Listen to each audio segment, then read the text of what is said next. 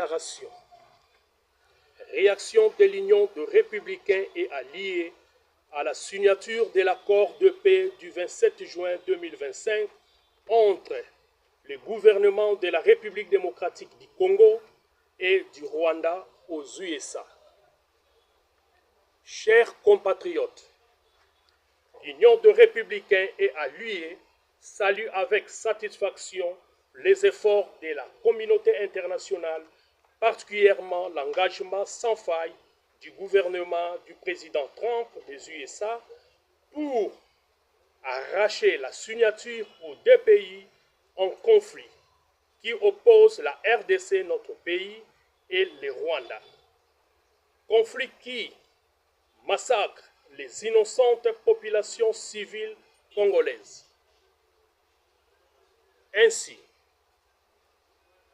nous vous encourageons de ne pas vous arrêter en mi-chemin et d'aller jusqu'au bout afin d'instaurer la paix totale en RDC. C'est un début du processus. Néanmoins, nous avons relevé quelques failles dans cet accord qui doivent être réparées à la prochaine rencontre du dialogue politique entre Congolais. Au-delà des discours traditionnels reconnus à son soutien de l'intégrité territoriale, la RDC est partie perdante dans cet accord. C'est une fatalité pour notre pays. Cet accord a pris en compte toutes les revendications du Rwanda qui en est sorti gagnant et surtout le point crucial de la présence de FDLR et des groupes armés négatifs accusés par le Rwanda de collaborer avec le régime de la RDC. Aujourd'hui dissimulés, ils se sont transformés en Wazalendo. Ce qui justifie que ce conflit n'est pas totalement résolu. Ce qui a conduit à l'occupation de la RDC par le Rwanda, dont Kagame a toujours justifié son soutien au M23 AFC. En réalité, il n'y a rien de nouveau dans cet accord. Les USA ont repris et reproduit non seulement l'accord cadre d'Addis Abeba, aussi le processus de paix de Nairobi et de Luanda qui ont identifié les conflits de la RDC à des dimensions. À l'externe, le conflit oppose Félix Tshilombo à Paul Kagame. Comme d'ici haut, le premier collabore avec le FDLR et les groupes armés négatifs et le second soutient totalement le M23 et AFC. Conflit que les USA, en tant que pays qui chapeaute le leadership du monde, a récupéré et coulé dans l'accord de paix imposé et signé par les deux parties en conflit, la RDC et le Rwanda. C'est bien beau, mais cet accord sera appliqué si le deuxième volet du conflit interne, politique et sécuritaire identifié dans l'accord cadre d'Addis Abeba est résolu à travers un dialogue politique global et inclusif de toutes les parties prenantes congolaises en conflit. Chers compatriotes, étant donné que le dialogue n'est pas organisé, le premier volet de cet accord de paix signé à Washington sera bloqué et aura du mal quant à son application. En effet, l'accord de paix des USA a vidé tous les contenus de Doha dans le dialogue direct entre les belligérants et les gouvernements. Le M23 et AFC n'ont plus raison d'être poursuivis. Le débelligérant, comme tous les autres groupes armés non impliqués à Doha, Tous sont identifiés comme parties prenantes congolaises en conflit. Ils prendront part au dialogue politique issu de l'accord cadre d'Addis Abeba. À cette occasion, le moment est venu pour la communauté internationale, particulièrement les USA et le président Trump qui a pris à cœur les conflits de la RDC pour jouer un rôle primordial au lieu de tirer le conflit en longueur.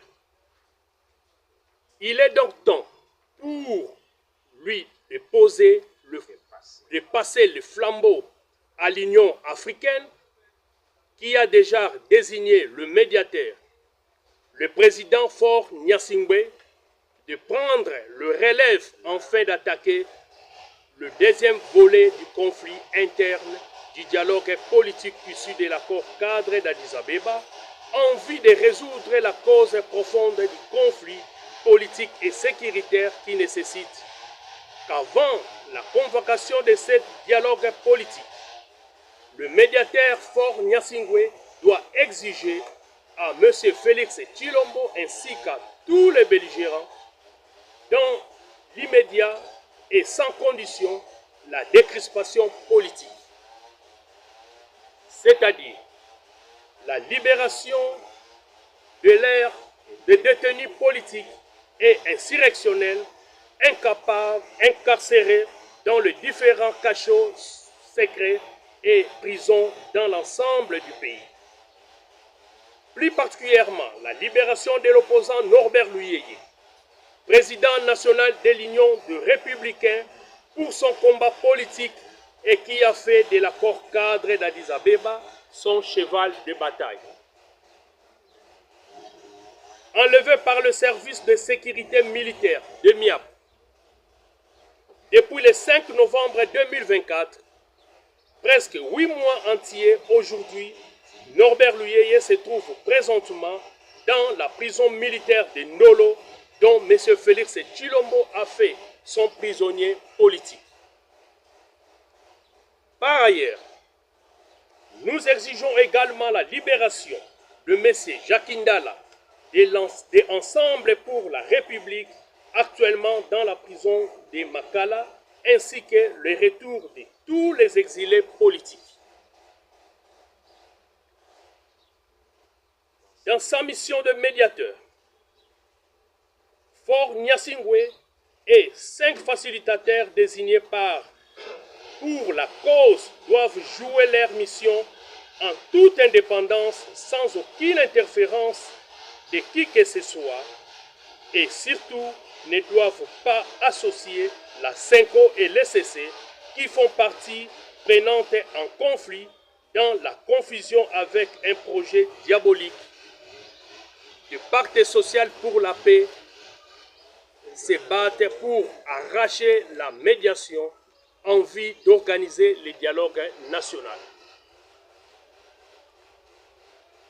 Voilà ce qui a mené M. Félix Tshilombo, comme président de la République, à désigner le membre de son cabinet et ses collaborateurs de la confession religieuse de l'Église Le Réveil, de travailler ensemble dans cet état d'esprit.